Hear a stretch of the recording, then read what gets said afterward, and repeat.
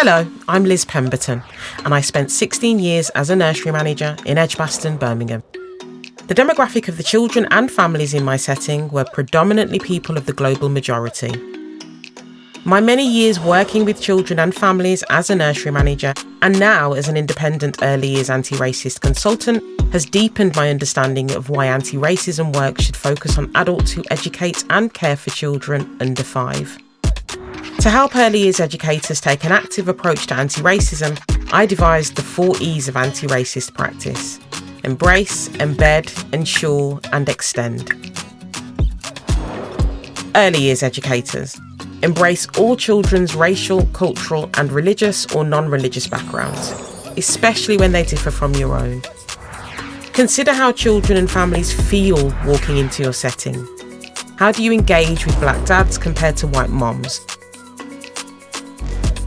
Would you challenge a colleague who describes a black girl's hairstyle as wild or crazy, but calls a white girl's hair beautiful and neat? Embed a culture of belonging and value among early years educators, children and their families. Ensure everyone in your setting feels they belong. If your setting is predominantly white, consider how a child or family of the global majority may feel. Having a written anti-racist policy is proactive and may ease fears about how you would handle a racist incident. Ensure your practice is culturally sensitive and places the child and their family as the experts of their cultural, racial and religious or non-religious identities. Even as a professional, you must decenter yourself and accept that you're not the expert on all families. Healthy anti-racist practice means actively centering global majority voices and listening, especially when corrected. Avoid becoming defensive. Extend learning opportunities for yourself and the child by showing interest, expanding conversations and using culturally relevant resources. Multiracial dolls, posters and books are the bare minimum.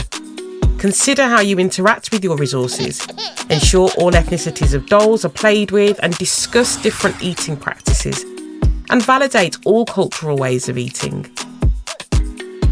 Challenging and dismantling racism within our society should not fall solely on those impacted by it. But we often find ourselves doing this work repeatedly.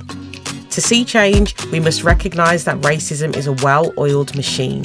We need to be equipped to deal with this right from the start of a child's life.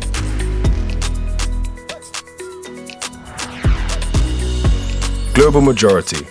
This is a term coined by Rosemary Campbell Stevens, defining the global majority as a collective term for people who are Black, African, Asian, Brown, dual heritage, indigenous to the global South, and or have been racialized as ethnic minorities. Globally, these groups represent approximately 80% of the world's population and are set to remain so for the foreseeable future.